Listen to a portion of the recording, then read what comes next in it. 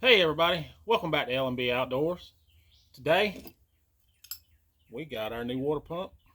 So we're going to get this installed on the Massey Ferguson 35. So y'all come along. Alright, so here's your new water pump.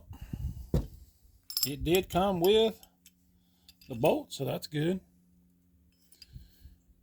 So we're going to go ahead and lightly put some stuff on this gasket. Came with a new gasket. Now on the gasket, if you get it from yesterday's tractors, they got it wedged between two pieces of cardboard in the bottom to keep it flat. So don't throw your box away until you find all your parts. You will have to use your old existing backing plate. It does not come with a new backing plate. So yeah, let's get this installed. Alright, we're going to get some RTV on the back side of this. This mess will come out.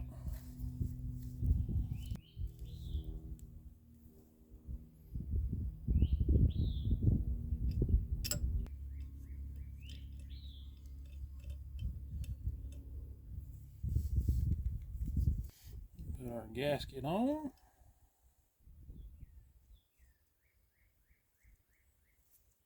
And I'm gonna run, I know it's sometimes a pain in the butt. I don't plan on coming back in here, so I'm gonna run this thin coat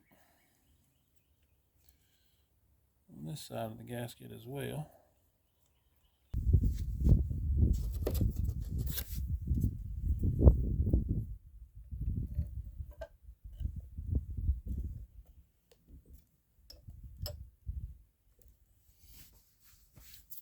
All right, let's get this over here and put on the tractor.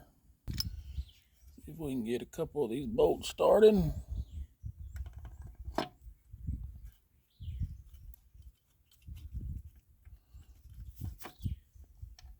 That one is your longest one.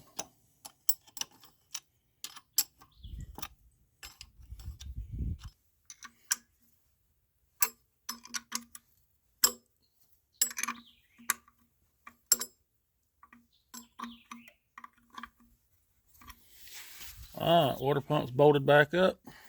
It still spins freely, nice and clean. So yeah, that's a perfect fitment. Alright, now we're going to start putting our hoses back on.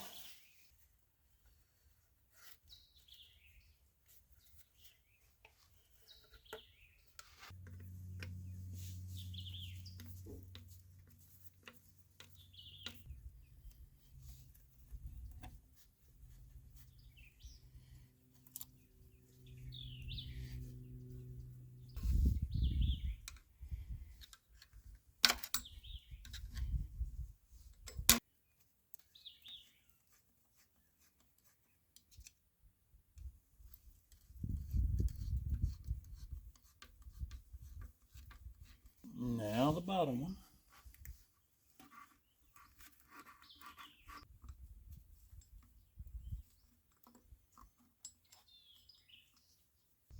Alright, the water pump's back on. Got those hoses tightened back up.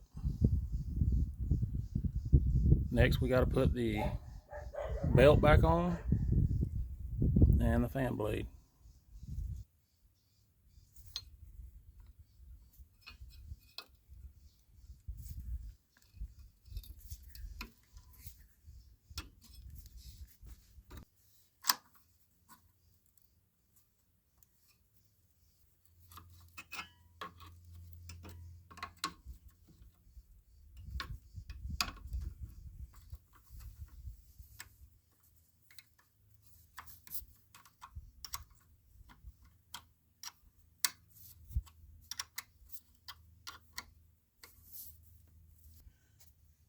Alright, belt's back on, tightened up.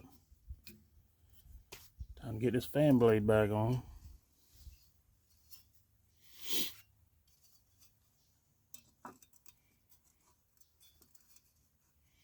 Make sure our bolt holes line back up. And luckily, You know, back in the last video, I told y'all to make sure you order the right one with the right bolt pattern. And luckily we did. They sent us the right one. So that's good.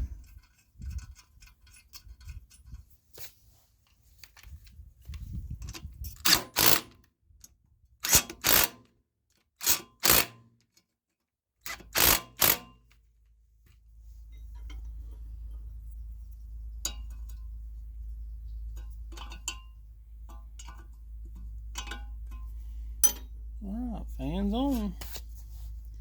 We're getting down to stabbing the radiator back on it now.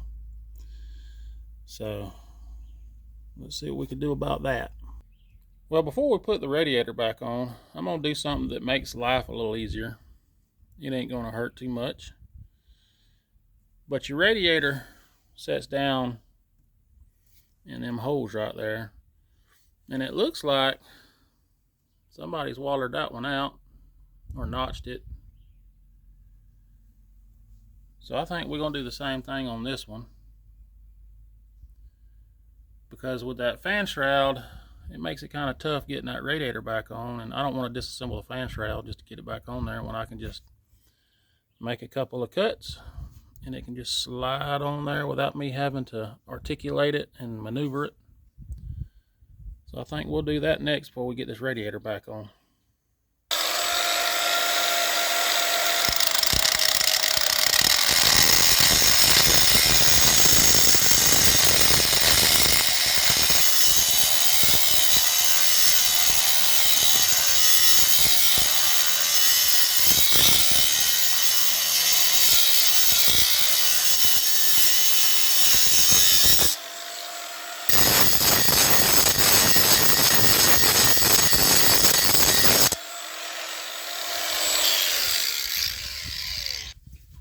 Time to get this radiator back on.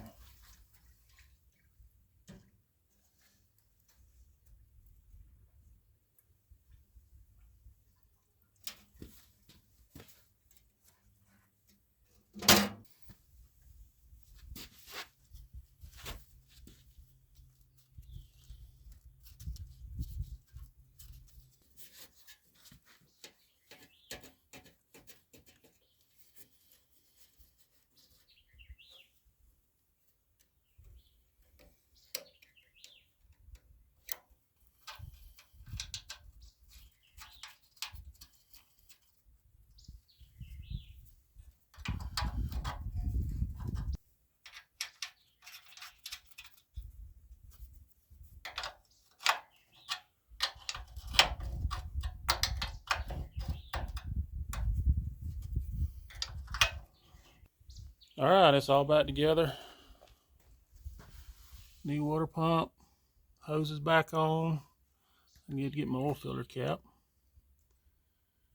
We're gonna let that RTV that I put on there seal and dry for a little while. And then we'll put some water in it and see if we got any water movement or flowing back in the radiator like it's supposed to. I'll bring y'all back in whenever we get to that point. After that, we'll get the hood on and go from there. All right, we put some water in it. See it down in there. We're gonna see if we get a little flow out of that top radiator outlet right there. Well, it was a flowing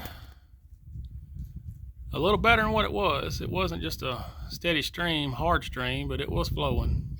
But I cranked it up a while ago, you know, was running it like y'all seen, and I guess this blow by ain't gonna heal itself. It's puking a lot of oil out of that vent. So this may just get shoved right on underneath the barn. And this winter, when we got time, we may do a engine rebuild on this. It don't look like I'm going to be able to get to use it this fall or this summer during hay season. But that's okay. You win some, you lose some. But I appreciate y'all watching. Y'all hit that like, share, and subscribe, and notification bell. And we'll catch y'all in the next video. Y'all take care.